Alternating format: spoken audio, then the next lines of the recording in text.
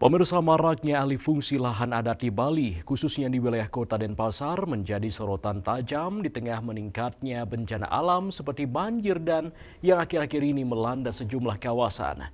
Banyak lahan-lahan adat yang sejatinya dimiliki oleh Krame, kini dikuasai bahkan dibeli oleh investor untuk kepentingan usaha seperti pembangunan hotel, villa, maupun bangunan komersial lainnya. Kondisi ini dinilai menjadi salah satu penyebab terganggunya keseimbangan lingkungan.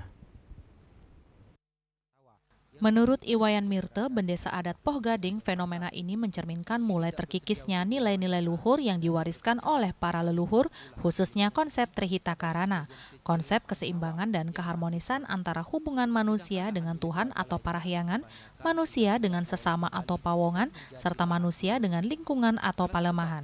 Konsep Trihita Karana itu sangat luar biasa. Ketika terjadi keseimbangan dan keharmonisan, pada titik itu pula kita bisa merasakan kebahagiaan tidak hanya secara material, tetapi juga secara spiritual dan sosial. Ia menegaskan tidak sejengkal tanah di Bali yang bukan tanah adat.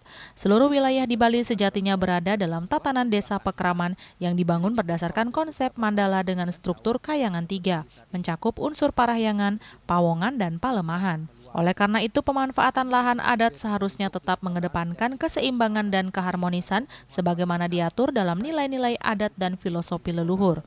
Namun, Mirta menilai kondisi di lapangan menunjukkan hal sebaliknya. Banyak pembangunan yang dilakukan tanpa memperhatikan tata ruang adat dan lingkungan. Banyak pembangunan hotel, villa, dan bangunan lainnya mengambil lahan yang seharusnya tidak dibangun seperti di daerah aliran sungai. Akibatnya fungsi resapan air berkurang dan ketika hujan lebat datang, banjir pun tidak terelakkan. Jadi berbicara lahan adat mungkin harusnya terjadi sebuah konsep keseimbangan dan keharmonisan terkait dengan pemanfaatan ruang-ruang atau tanah-tanah yang ada di pelemahan desa adat. Tanda kutip saya berbicara desa adat karena titiang rejuru sane ngamong, tentunya di sini wajib ditegakkan secara regulasi. Kalau kita berbicara regulasi daripada desa adat itu sendiri, tidak lain adalah awi-gawi kita, pararem kita, kemudian ada nilai-nilai atau bisamo yang tidak tertulis. Wajib hukum tersebut harusnya ditegakkan. Ketika berbicara tentang air limbah, berbicara pembangunan, sikut bangunan, pelemahan di perumahan, tata titik, ngewangun periangan, dan sanetiosan itu sejujurnya sudah sangat lengkap dan kompleks ada di dan diatur dalam awi-gawi kita melalui sikut Asta Kusala Kusali dan Asta Bumi. Lebih lanjut, ia menyoroti lemahnya koordinasi antara pemerintah dan desa adat dalam hal pengawasan perizinan pembangunan. Ia mencontohkan munculnya sistem online single submission atau OSS yang memudahkan investor mendapatkan izin usaha, tetapi kerap mengabaikan proses koordinasi dengan desa adat setempat.